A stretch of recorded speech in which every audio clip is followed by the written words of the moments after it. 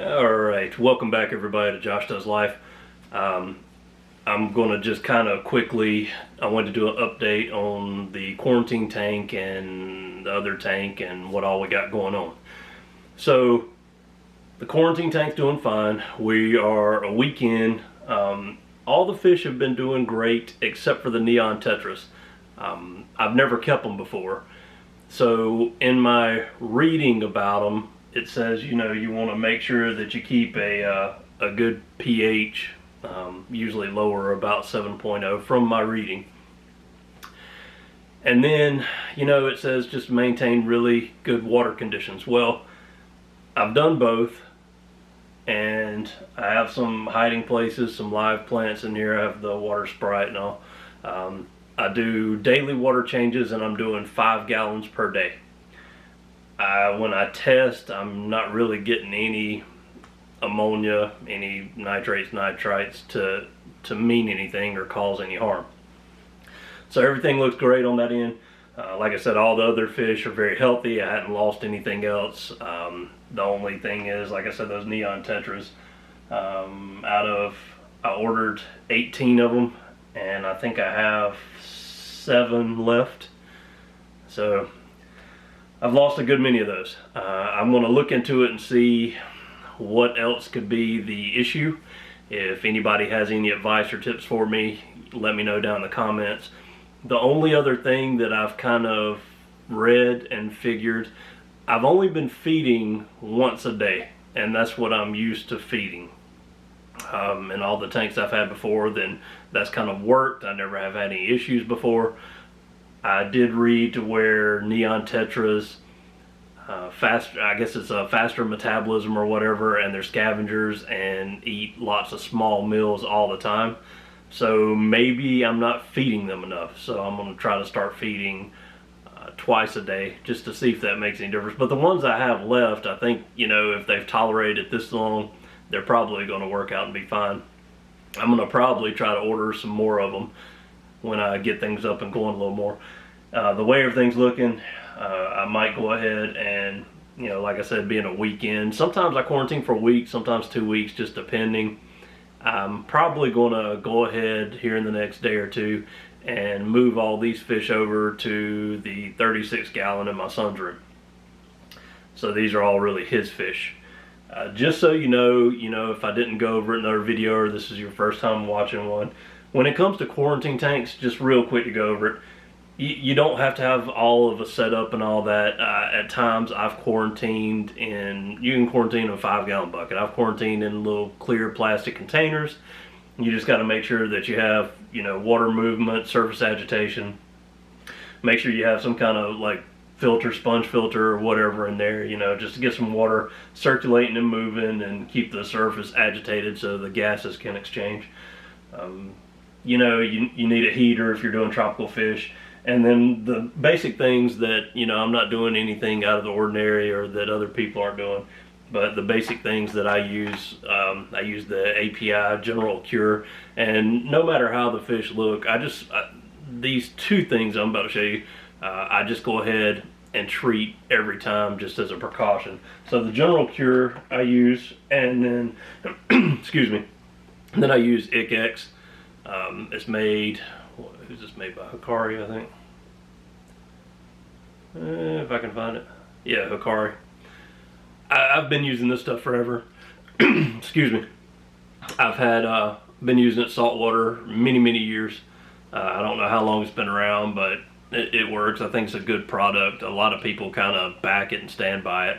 So no issues with that. That'd be kind of there's lots and lots of ick treatments out there, but that one's kind of like a safer bet in my eyes. Other things you're going to want, you need, like, you know, if you're using tap water, you're going to need a dechlorinator water conditioner. I use a stress coat most of the time. I also do use Prime by Seakim. It just varies the situation that I might use one over the other. Prime also has something in it that removes ammonia. So if I start getting some cloudy water, or if I test to have a little bit higher ammonia and I can't immediately do a water change, then I might put a little bit of Prime in there to kind of help with that, to offset it. Then depending on the fish that you're going to be quarantining, you know, if you're going to be saltwater, then you're going to be going over 8 pH. For most of the tropicals, 7. This is like kind of a neutral pH, I guess, for them. So you want to keep this. This also, the API, the proper pH 7.0, it has a dechlorinator in it as well. So just something to keep in mind. I go ahead and use this in conjunction with the other. I don't know that you really need to, but there you go. Let's see, what else for a quarantine tank? This has always been, a 20-gallon tank's always been my go-to for quarantine. I just think it gives me the volume of water that I need to quarantine a good many fish at one time. You know, a lot of people have different recommendations on that. Some people say it's 1 inch of fish per gallon of water, that type of thing. You know, what I've always done is I do large orders of fish, and when I say that, locally here in Anderson, South Carolina, we don't have a good fish store. All we have is PetSmart. You know, and there's some tropical fish, they don't have a vast variety or anything, and they don't have saltwater.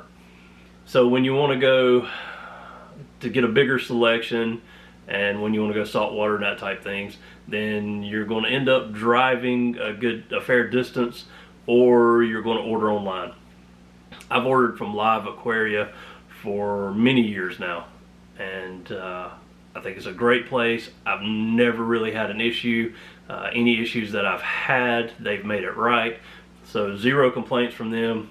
And always keep in mind, guys, I do these YouTube videos. I'm not sponsored and I'm not paid by anything. I don't make any money whatsoever. So all these are just my thoughts and opinions. So Live Aquaria, I've always used. When I ordered these guys, I took the other route and ordered from a different website because Live Aquaria didn't have all the fish I wanted in stock. So getting back to the point, most of the time when you do an order online, you have to meet a dollar amount to get free shipping. If you don't get that free shipping, it's like $30, $35 or something like that to ship overnight, which is understandable, but it raises the price of fish so much that it might not be worthwhile. And when I say that, what I mean is, let's say that you just want to get 4 platies that are $2 a piece, you know, so you're talking $8. Well, then if you have to pay $35 to ship them, I mean, you know, if you really want those platies, then fine, but I usually try to order enough to meet that minimum to get the free shipping. So I usually, you know, unless we're talking saltwater, and even some cases in that, I usually try to order a good many fish at one time so that I get that. So I like a 20-gallon so that I can house a larger number of fish. And the only reason I'm saying that is because some people use, I've seen 5 and 10 gallons, you know, and that's fine. There's nothing wrong with it. It's just, you know, and the smaller amount of water you got, the more testing you need to do, the more water changes you need to do. So, you know, just keep that in mind when you're thinking like quarantine and doing this type of stuff.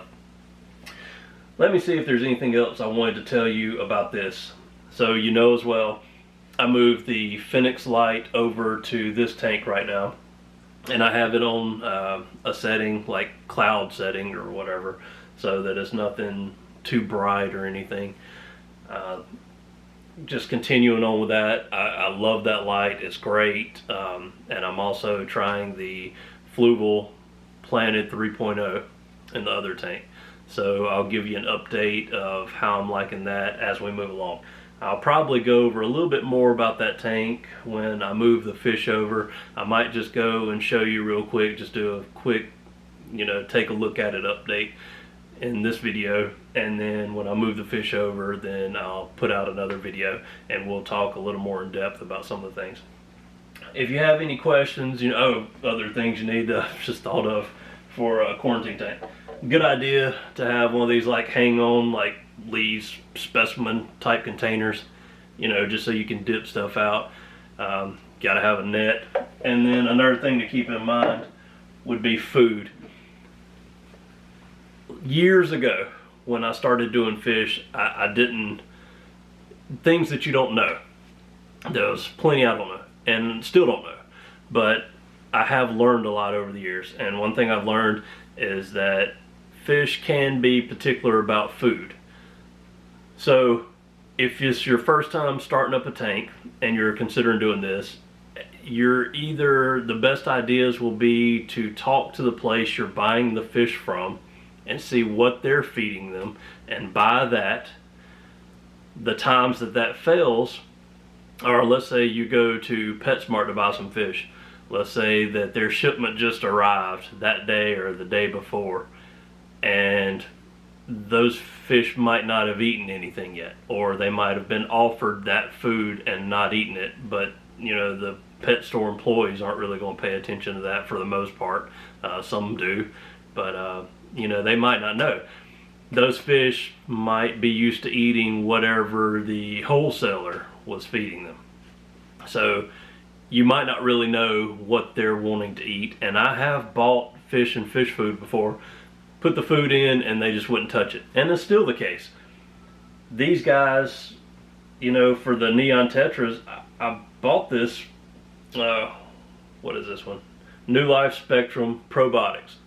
I bought this, and it's a really small, fine, I don't know if you'll be able to see it on camera, really, really tiny pellets. I bought this really for the tetras, but the others seem to eat it some as well. I also bought like a general omega-1 flake food, and this shows tetras right on the front of it.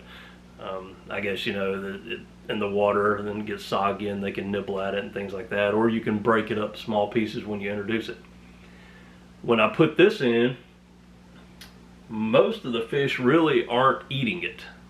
So I don't know if they were just kind of in captivity or raised and given pellet food and not used to this. You know, I don't know what the situation may be. I also got some of these micro pellets here, just a different brand. This is Hikari brand.